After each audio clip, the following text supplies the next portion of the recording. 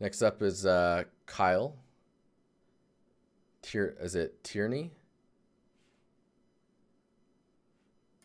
I can show you the king after at the end of this this video.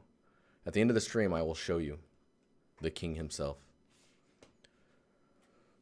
So, got Kyle here. Presentation overall and individual pieces. Does it read well? Is it flattering? Does it read well and is it flattering? So, right off the bat, looking at your portfolio, I'm guessing these are all possibly from the same scene. Yeah, Maru is doing great. He's crazy, and we love him for it. So these materials are all very samey. It's not a bad thing. It's just they're samey because they are essentially all replicating very similar materials, right? So just at first glance, I would say material variety would be where I would take your portfolio. I'm guessing that these possibly are all in the same. This is a year ago as well. So at least in this one, I was gonna say it looks like all of these should be relatively in the same scene. It's very woody. It's very woodsy, if you will. This is quite an old piece, being a year old. So I'll just say like the larger details you have going on, these like scratches and scrapes and stuff, you can probably save those for inside of Unreal. Let's see if so this is a marmoset. So you could do this stuff into detail normal, and it's like these larger cuts and the edge damage is where you would put it in your bake. And then the next one, so this one actually, this one's actually kind of difficult to read. I think the reference that you're going off of, while it's all very samey in material definition, it doesn't look weird by comparison of like seeing the inside being so light, but then like these aren't as affected.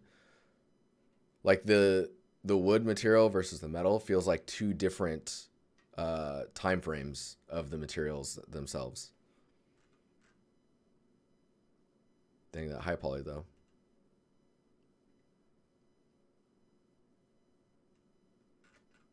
So I think it's really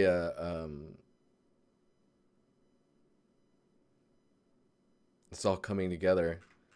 Woodbury, that's awesome. I think marrying the two materials closer together is probably going to help for you. And inside of here, it looks like the colors that are in here are more painted or sprayed on versus like naturally present. So I think that's why that one's kind of feeling off. This one is really interesting. I'm guessing that this piece here in the middle is metal.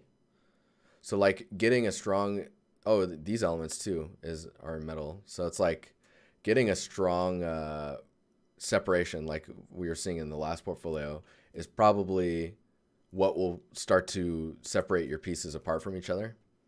So if you've got like this wood material, maybe desaturating the wood so it's a little bit more aged, it's dried, it's lost a bit of its color. And then where the painted elements are, I'm assuming that this edge here is paint. Could either be a little bit worn, but have a different roughness because it's paint, right? Including the wood grain that's under the paint would be a little bit softer because the paint would soften up that type of noisy detail. And then taking the dial that's in the middle and really having it become metal. So yes, getting that roughness contrast between the wood and the metal, like Shark is saying in chat. Yeah, so depending on the age, like Twitching is saying in chat, this edge could be a burning of the wood, which is really interesting as well. There's this burnt stuff here that's pretty cool.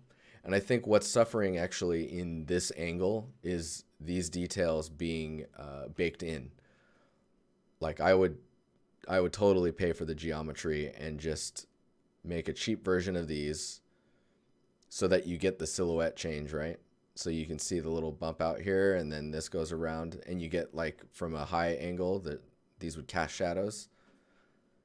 It would lead to a much more like engaging and interesting surface to look at. And then on this inside edge, this feels very geometric, like modeled, just because it dips down and then it's so clean. It's like maybe that edge needs to be dirty like it is here. And then this edge may be even a little bit damaged. The outside here, I would say, looks low poly, but you've added these little edges, so I can tell like how the wood was put together. So it sells itself. Like it explains how it is and why it's shaped the way that it is. Death Priest, if you want to post your stuff for critiques, there is a Discord, which I can't access right now for some reason. !Discord will give you the website. And then you can go to the Discord, and there's a channel called Critiques where you can just post a link, and that'll get you in the queue for the critiques that are happening in like 32 minutes. Again, we're looking at wood materials, I guess because this is the compass materials. The contrast in this one is pretty intense, and the burnt pattern is very, what do you call it? The burnt pattern looks very first pass in Substance Designer. Like it's got the noise that you see in the base node. So like really pushing those elements and understanding how wood looks when it's burnt and what happens to edges and like crevices and like where it's burnt the most versus where it started and where it's about to be. Like that transition, looking at reference really closely will tell you a lot about that stuff. And then I guess it also depends on how it's burnt. So this part, the bronze, so that metal piece in the middle, this is like super, I guess, maybe not oxidized, but any reflective information that would have been on the bronze, you're basically saying is not present. For the sake of the asset looking more interesting, I would definitely push more towards reflective or shiny surfaces to make it look really engaging and like pulling the eyes forward. Twitching, that's not how it works, man. And then be careful with how dark your values get in your albedo of dark walnut wood. I'm assuming you had reference if you were going this dark, so maybe you know something I don't.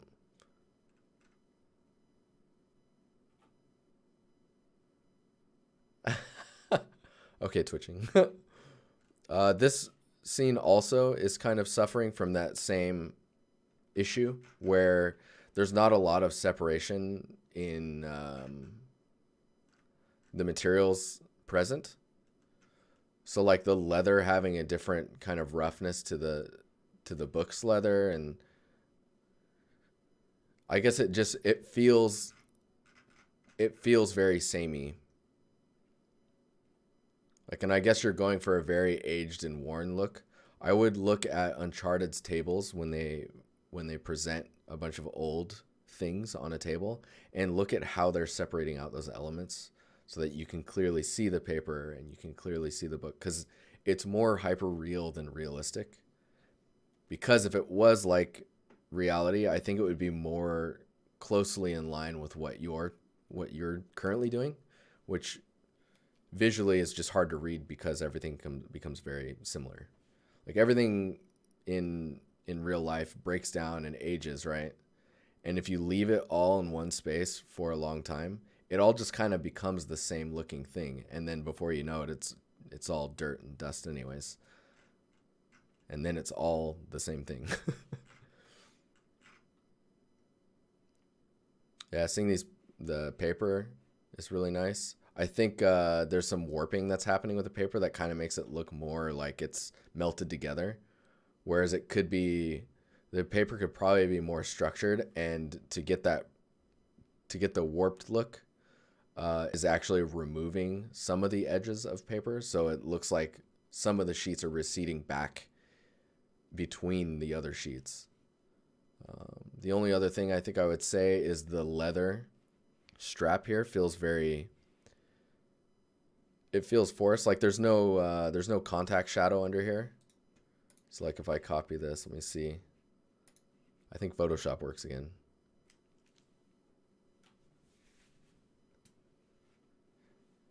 Twitching, I see what you're talking about now. Thanks for being so helpful. Oh man, that's huge. Okay, hang on here. Oh, nice. It's my...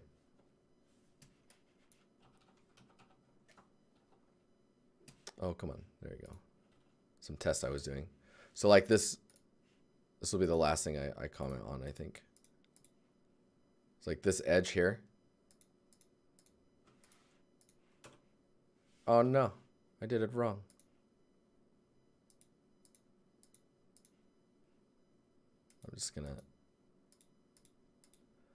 I'm going for it.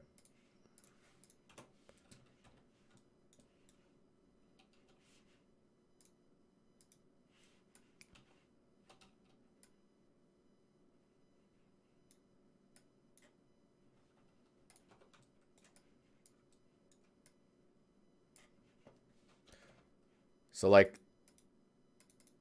that separation is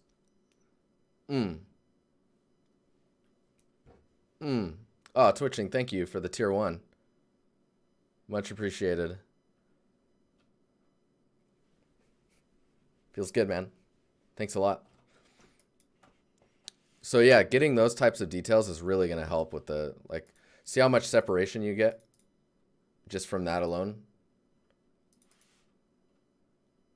Like if you're what you're rendering this in can't do that for whatever reason, I don't even mind if you do it like I just did now.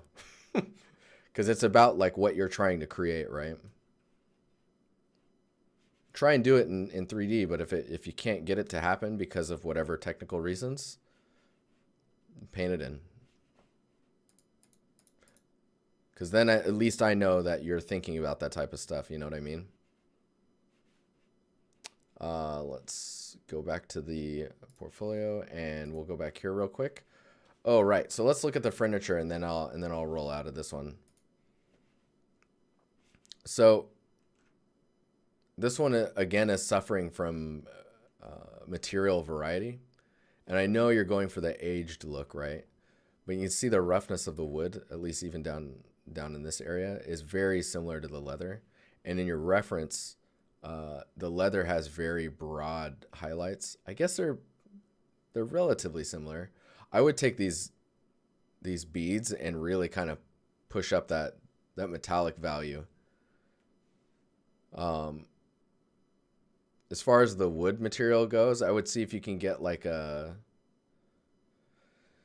what would you call it? Like a clear coat shader, and use the clear coat with a color to allow you to fake the look of like a wood material with a roughness that's got a surface definition on top of it. So designer Troy, so would you recommend editing photos like that for your portfolio? So normally I would say no, because it's important to do that type of stuff in your software because we need to know that you can do that. But if for whatever reason what you're rendering in doesn't allow for it, then I would say do it and just make sure that it says it here in your as like a disclaimer, or like post it as like another image below that says like post effects exploration, because then I'm seeing how you're thinking and what you think is missing, and you're adding it anyways. Does that make sense? But yeah, think about material separation and variety. So like maybe this leathery stuff needs to be darker, and the aging of it is adding lighter elements to it, right? I wonder if I can do that in this.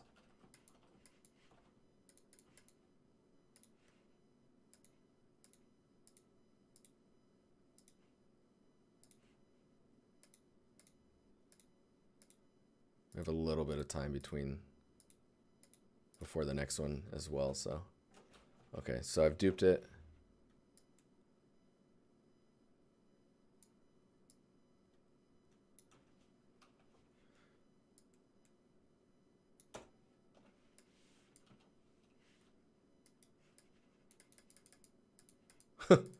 Those highlights, they're getting really saturated.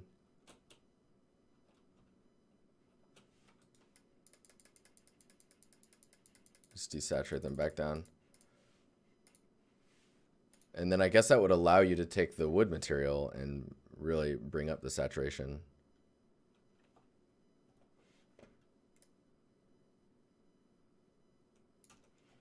See, and then the elements of these beads, these can get much shinier. And for the sake of it being in 3D, you could definitely make them larger just so that you get more light play across those metal surfaces. It's always more interesting to look at when like light can actually go across the surface of normal maps and you can see all the roughness information that you thought of. With these being larger as well, you'll be able to actually show more of the wear and tear or the stuff that's building up between the beads or dots. I don't know what you would call them. Overall presentation's pretty good. I don't think you need the text and the pattern behind it, and just show the prop. Should be fine. Yeah, this is good as well, and I don't think you need that. Because at this point, I don't think anyone looks to see if it's low poly or not. They just look at it to say, does that look pleasing? Does it look pleasing to the eye? These corners are really sharp. I would probably round those out. I mean, they look okay from this angle, but from back here, man, they look real sharp. I guess they're sharp in the asset. Even so, I would bevel it just a little. Just a little bevel. And then let's look at this one just because it's got more of like a large scale pass going on in it. So the grain of the wood is quite large, or it's deep in value. So it's really kind of like fighting for that, fighting for dominance against the other values. Is it Hassam? I agree. I didn't think about that one. Your backgrounds being black is probably a bad idea. Or not necessarily a bad idea. It's just hard. It's hard on the viewer looking at your work. And then it causes these light sources to kind of go back in space a bit. Neom, what's up? How you doing? You could go for that Discord gray. You know what I'm saying? The other nice thing is doing like maybe that color and then like a gradient or something. Like if we take this one.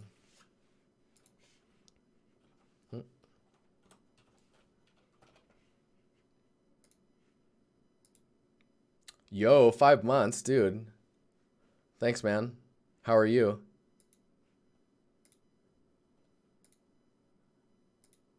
I'm just gonna make this dirty. Because I can't do a select on this without it like breaking, because there's other darker elements in it. And we'll just fudge this value here, and then we'll just kind of make this do that. Hooray, that is so messy. I'm sorry, I'm ruining your work.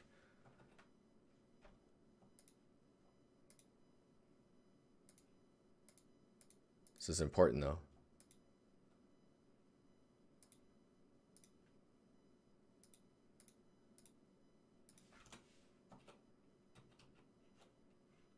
Oh my gosh, what am I doing? We don't want that. Oh man, that's one mask job if I do say so myself. And by that I mean not good. Okay. Let's do. Oh, nice. I'm screwing with that. So one thing I'll say is there's really high contrast in your asset, and it's very it's hard to see the details. Like the dark areas here is very dark. I'd be super careful with that. I didn't use a magic stick because see how dark it is back here? It's going to start bleeding into the asset. So I just was like, don't worry about it. So one thing I would do is you could do, so some people present with a stroke pattern so that they get a nice like wide line here. Oh my God, this song, too much moaning for me right now. Yeah. Let's see here. So let's go with, this is usually pretty cheesy. We'll start pretty strong. You can move this shadow around, just kind of get it back there. Size-wise, we'll keep it low. Spread's fine.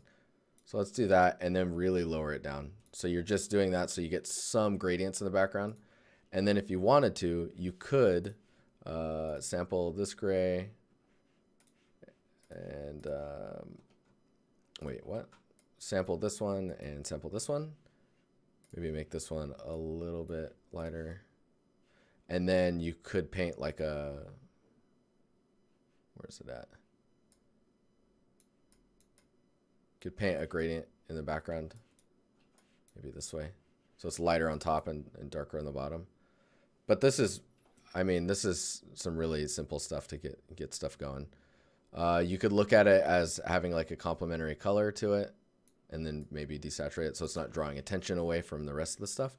Let's make this black so we can just look at this. And then the dark values of your stuff, of your assets. Be really careful about that being too dark. What I would expect to see is something along,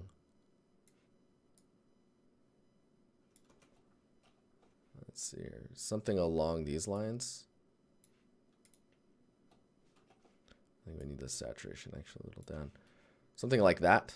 This is still really dark up here. Oops. It's still really dark up here, so be careful with that. And then also use this as an opportunity instead of a black bar here, because you're already going to be having so much darker materials anyways, is to just push metals here. And don't be afraid to have smooth metal. You can have like small little scratches in it and whatnot, but also look at libraries and you'll see that the shades on the glass tend to be a color or quite transparent so that they help diffuse light and fill the entire scene. But yeah. Okay, I must move on. But I would look at adding more variety to your portfolio.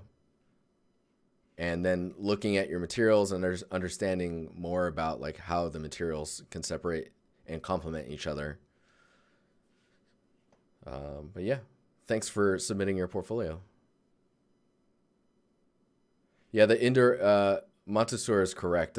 It's the indirect contribution that's failing you right now. This is why these areas are so dark.